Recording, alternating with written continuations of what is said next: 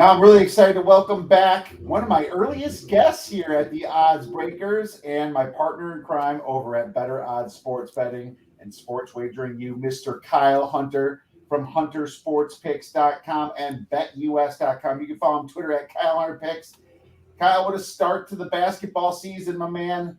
How are things going for you today? Well, things are busy, as you know, this time of the year. There's just learning about all these teams. There's 358 college basketball teams, and there's a lot of late, long nights trying to do deep dives into all these under-the-radar conferences. As you know, I love those under-the-radar conferences. Yeah, you certainly do. And you have a lot of fun on Twitter, too. You threw out a question. The biggest dog to win outright gets $25. That was cool. I went with Dixie State. The 40-some point dog against Gonzaga, but hey, they covered by like 2 points. So if you bet Dixie State, you won your play. Yeah, you went big right away on that one. You wanted to make sure you got the biggest one just in case, didn't you? Yeah, exactly. Why not do that, But no, that's really generous of you. But you have those fun Twitter polls all the time. So good stuff, man. Yeah, I mean, tons of work to do. I'm sure we both have the college football yearbook here going on, the blue ribbon, and it's right here next to me every morning looking at it, trying to learn a little bit more about each team when you're handicapping and stuff. But yeah, it's fun. At the same time, it's a ton of work, but we still have college football and lots of other things coming up as well. But this podcast itself is just focused on college basketball, and I think we're going to bring a lot of value to our listeners because of it, man. So why don't we just get started here? And why don't you tell us any systems or trends, anything early in the men's basketball season that could help us?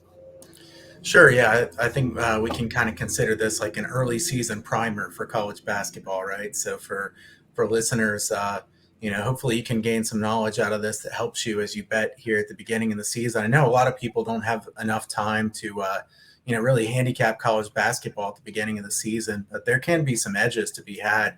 Let's start with the early season trends. Neutral site games under Kiev. I mention this one like every year, but I have to do it again. It's just a really good angle. It's so important. Games 1 through 8 of the regular season with a total of 134 or higher. The under is 54.9% in the last 15 years. Let me tell you, that's a really big sample size. So, 55%. As you know, Kiev, if you could just hit 55% across the board on your bets, you're doing really good, especially in a huge sample size like that. So neutral games under the total with a total of 134 or higher, 54.9% in the last 15 years. Keep that one in mind. I wanted to mention also so far this year, the unders are 54.3% across the board and underdogs are 53.5%.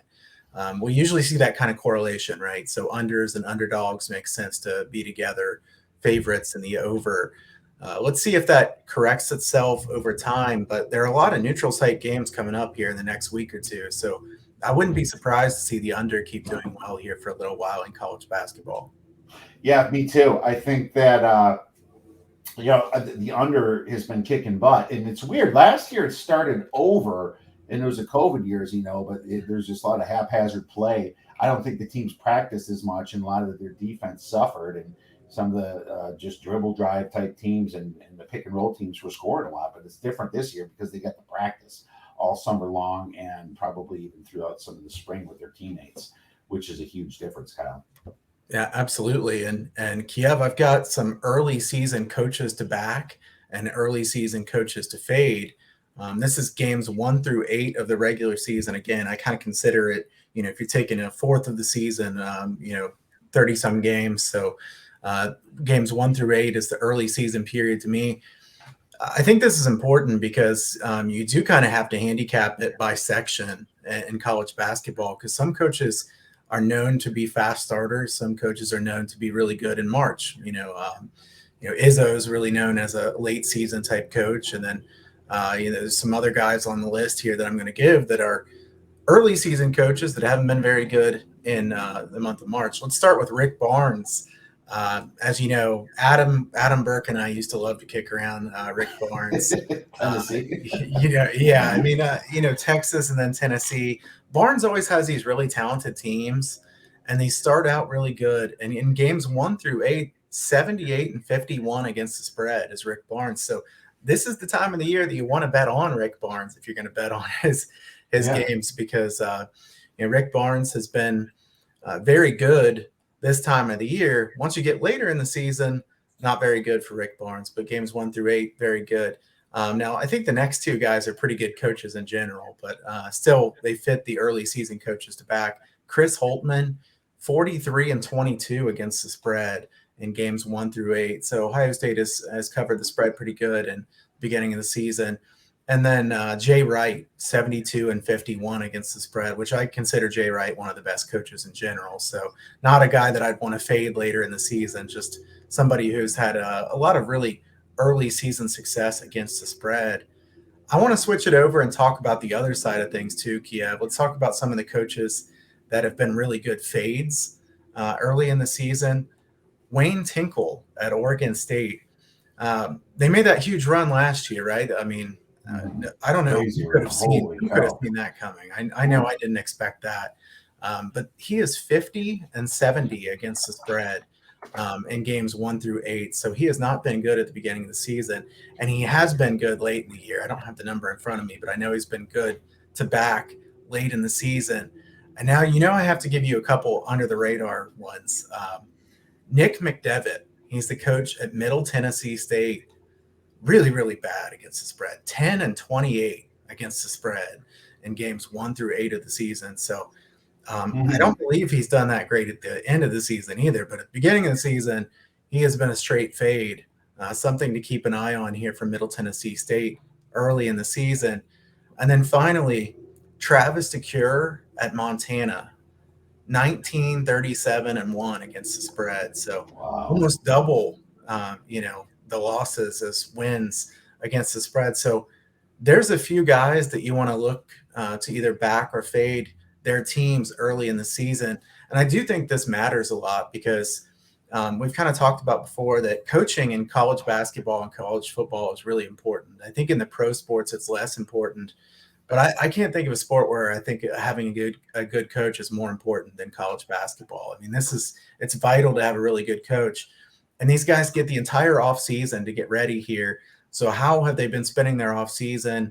Has it been fruitful or not? There's some of the guys that have proven to be good early in the season, some of the guys who seem to start slow.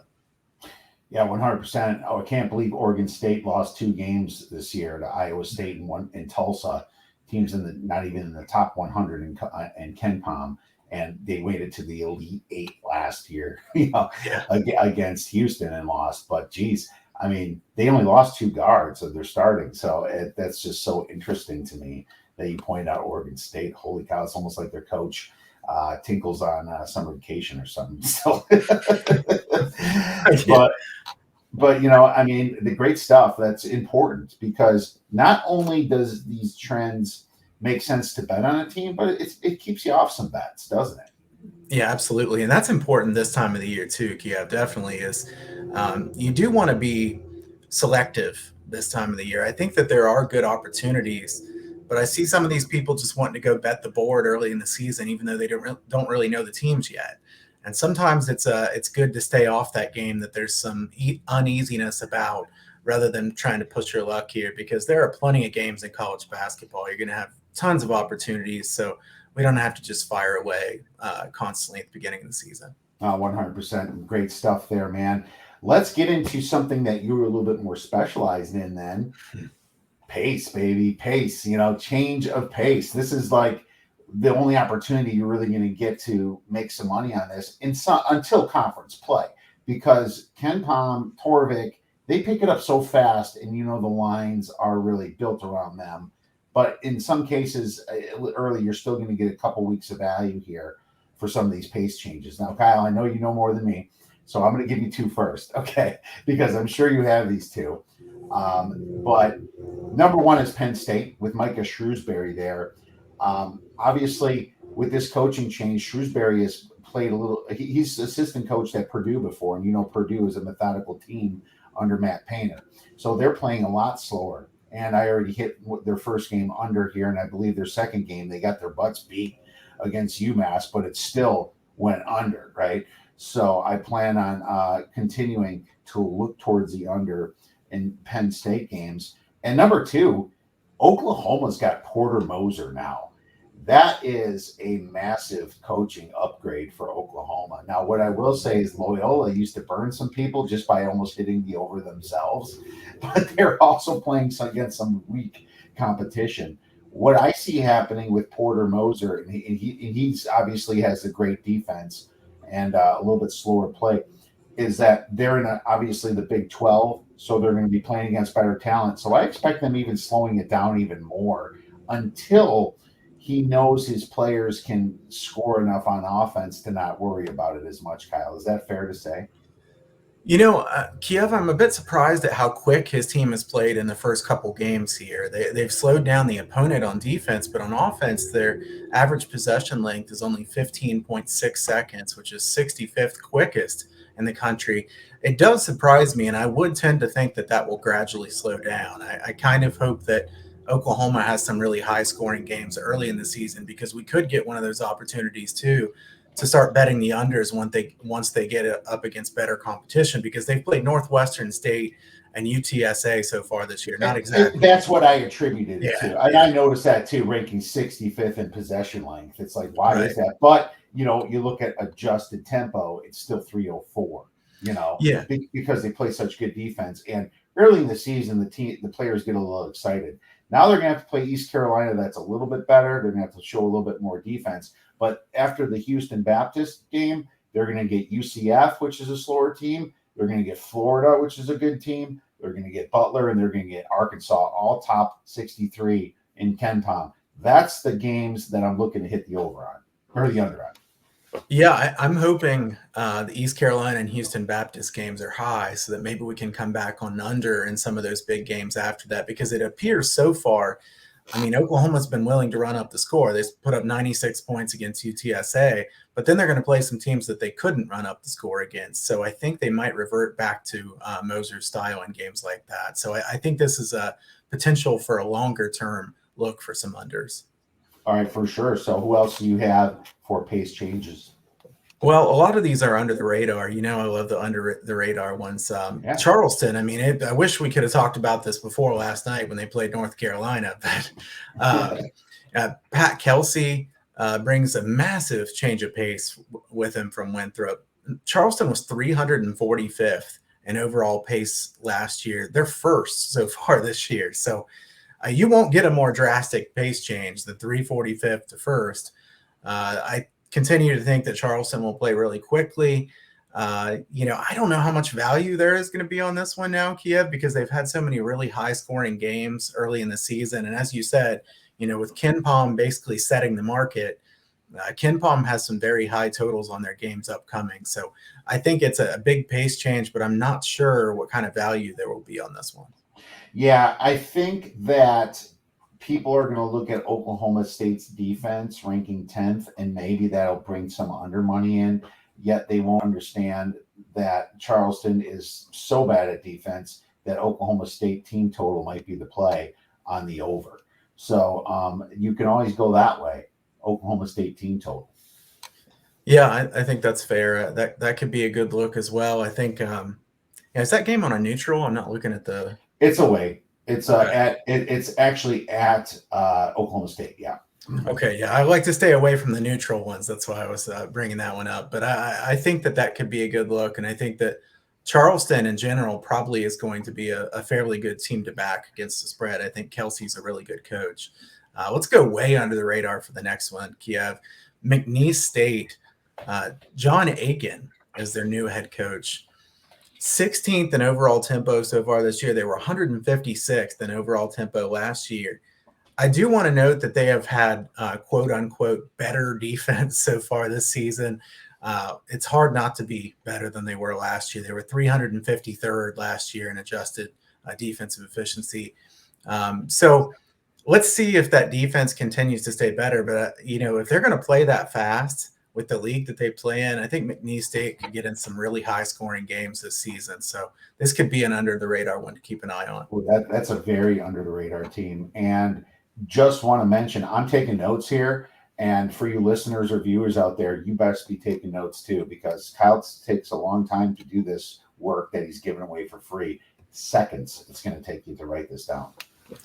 Yeah, I do spend a lot of time, a lot of those late hours, just kind of parsing through all the games, seeing which tempos were much slower and much faster than I would have expected, and just keeping a lot of notes on ones like this. So hopefully it's helpful for everybody. Here's another really good under the radar one, and I like this one about as much as any of them. Cal State Northridge. So this is a really interesting spot because Trent Johnson's their interim coach with Mark Gottfried on leave. They got a really weird situation going on there at Cal State Northridge, but Trent Johnson plays much slower than Gottfried. And all at once, this team has taken on Johnson's tempo right away. Cal State Northridge was 86th in tempo last year, 224th in tempo so far this year. Now, this team is not good defensively, so that's the caveat here. You need a total that's high enough because they're not going to play very good defense. But there are going to be some high totals in Cal State Northridge games. And, there could be 6, 8 less possessions per game. And you and I both know that makes a huge difference when it comes to a posted total. So I think Cal State Northridge games under the total coming up could have some value. All right, Cal State Northridge, all the way on the West Coast there. So anything else for pace changes? Yeah, a couple more here real quick. One of them I was going to say was Penn State. You got that one. A pretty big difference there in Penn State. 16.6 second average possession length last year and 20.1 so far this year. So that's massive. Utah Valley, one more under the radar, 85th in overall tempo last year and 211th so far this year. This is one I'm kind of just monitoring because they don't have any new coaching changes. I'm kind of surprised they've slowed down this much. Mark Madsen, their coach there. You remember Madsen from his Laker days. This is a team that I kind of would have expected to keep playing quickly, but they've slowed down a bit. I would lay off overs on them, but I'm not going to just blindly bet unders yet because, with a lot of these, Kiev, as you know, there's coaching changes that make me know that this coach wants to do it totally different. If it's the same coach and they play a little bit different, it's only a couple games, I'm a little bit more hesitant to just rely on that right away. So let's finish it out though with one that's not so under the radar. Marquette, Shaka Smart. So Shaka Smart, his team's really running. I think it's interesting. Why did Texas never run when he was there? I don't know. They always played really slowly when he was there. We know he loved to run at VCU, and Marquette is third in average possession length so far this year. 18.3 seconds per possession last year, and so far this year 12.8. Just a massive difference, playing extremely fast. I don't think Marquette's a very good team, and I think we might get some value going against them going forward based on them pulling that big upset of Illinois. So let's keep an eye on this Marquette team. I think overs could have some value because I don't think their defense is that good, and I also think that betting against Marquette could have some value. Yeah, they're 3-0 right now, and they pretty much didn't return anybody. And they got a couple transfers in, like Daryl Morsel from Maryland, but he was never that good there, in my opinion. He was like the third best guard over in Maryland, in my opinion. So I scratch my head, and their fast play is helping them. I guess they're probably playing a little bit better defense, but Illinois just lost that game by they couldn't hit a shot. They just looked terrible. It was just one of those. I think you might get a great fade spot here Thursday against Mississippi. So I'll be circling Mississippi to be backing this coming Thursday, Kyle. Yeah, I agree with that. I think there could be some good fade spots here for Marquette, and let's keep an eye on those totals and see if they adjust them up enough as well. 100%. So is that the rest of them? That's it. All right, great stuff, man. That's fantastic. I got this all written down, so make sure you guys check some of these games out when you have the opportunity, and remember some of the pace changes as well as some of those great trends and neutral courts that Kyle just talked about. Now let's go into the fun part, because you've been very successful doing this in the past, and the question is, which team that's under the radar or could be under the radar, it could be like a Power 5 team but never gets any respect, might make some noise this year, not even from a ATS perspective, but also maybe they make the tournament, And I got a good one for you, Kyle. And since there's 358 teams, I don't think you're going to get it. So I'm going to let you go first. Yeah, I don't think we'll copy each other as we do on better odds with the underdog to win outright. And this one, I'm going to stay with a power conference team that is not talked about very often, Washington State. The Cougars are very good, well-coached team. Kyle Smith, I think, is an excellent head coach. I would put him in the top 20 coaches in the country. If you look at Washington State, they have a couple stars. Noah Williams is tremendous. And then now they get Michael Flowers, who transfers in. He played at Western Michigan and then South Alabama last year, comes in there to be some instant offense for Washington State this season. And they haven't really played anybody good so far this year. They did beat UC Santa Barbara by 8, but that was a game they were up by over 20 points and kind of let them back in the game. I think Washington State could make the NCAA tournament this year, and I don't think many people would have thought that.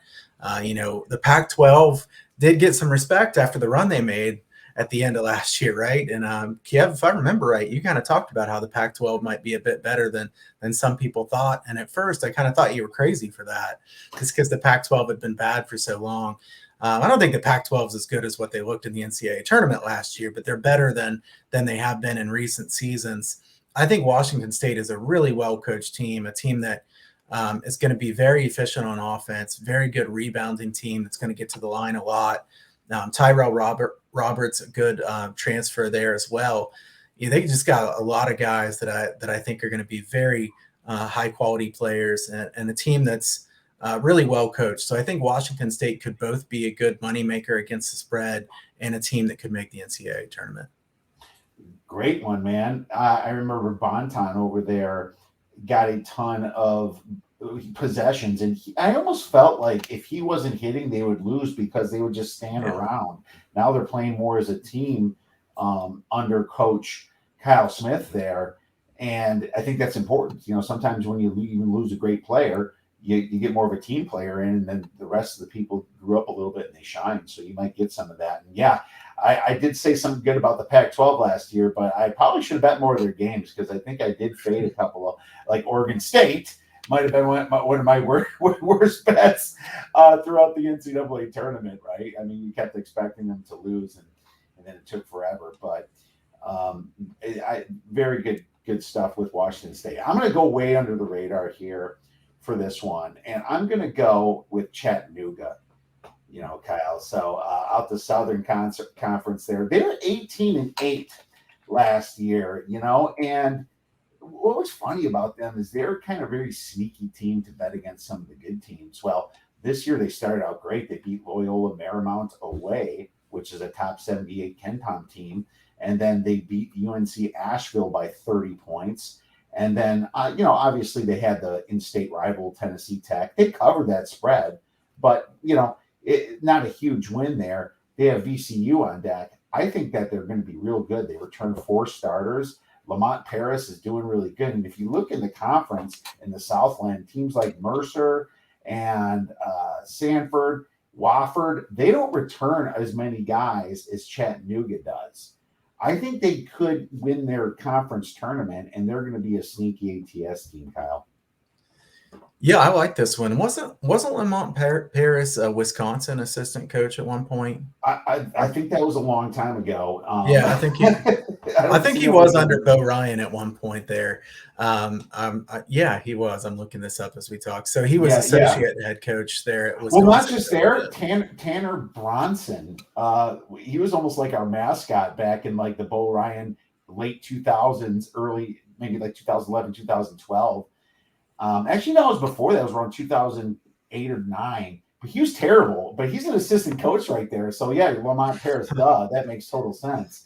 And, and he's kind of that, he was like the team mascot, but he was a terrible basketball player. He shouldn't even have been playing in college, but they would always bring him in for the last minute because the kid cared so much and tried so hard, and now he's an assistant coach there. I think it's pretty funny. Look, I like this one. In the Southern Conference, we've talked about a lot before. Kiev is kind of a pretty good under the radar conference. I mean, this conference, they play some good basketball. Furman's a good team. Actually, that was one of them I considered to bring up here as my under the radar team. So I do think Furman and Chattanooga we'll kind of battle it out to see who's the best team in the SoCon this year. Furman already won at Louisville here earlier this year. This is a Chattanooga team I think could be very good. I think betting them against the spread and also probably betting some unders with them would be good because they're very good at controlling the tempo, kind of as Wisconsin has been for many years. Sounds good, man. And the other two I written down was Akron. I mean, they played Ohio State fantastic, but I watched that game. Nice step back threes. They're starting to emulate some of the good players in basketball, and I was a little surprised how they played against Ohio State. Ohio State was trying that game, man. I was impressed by Akron. Now, this could be just one of those one-offs. I don't know, but maybe Akron is better than we thought. And then I think Northwestern in the Big Ten is going to be a better team and has a chance to go dancing this year, Kyle. And Northwestern, that's a tough one. The Big Ten's really deep. That's the thing that makes it difficult for me. I think they could be a good team at ATS. I don't know if they can make the big dance based on the depth of the Big Ten. See, what I see is Minnesota tanking, Wisconsin complete changes this year. So I see like 4 or 5 teams in the Big Ten that's taking a step back. Iowa's going to take a big step back this year, even though they're beating the little children of the poor. So that's why I mentioned them. I'm not sure they're going to dance, but I like them ATS. Sure, yeah, I think and Penn State's probably not going to be very good either. So there are some teams at the bottom of the Big Ten that they could probably beat. It's just how many teams are going to get in. I think Northwestern's definitely a much improved team. And quick shout out, Akron, Ali from Akron. My kids both. I think that's their favorite name of basketball player. He has the same first name as he does last name. I mean, but he hit a couple of those big step back threes against the Buckeyes, and I would agree that they're a well coached team that can be pretty good this season. All right, Kyle. Well, thank you so much for coming on. We are out of time. Where can our viewers and listeners get your information? Check out my work at huntersportspicks.com. You can go over there and sign up for a premium package. Also, the Free Picks newsletter, which goes out on the weekend. Sign up for that as well. Check out my work at BetUS on YouTube, the college football show and college basketball show. And also check out our video that we do every week, Kiev and I, the Better Odds show on Fridays. Aaron on Fridays. Thanks so much for coming on, Kyle. We'll talk to you soon. Appreciate it. Thank you.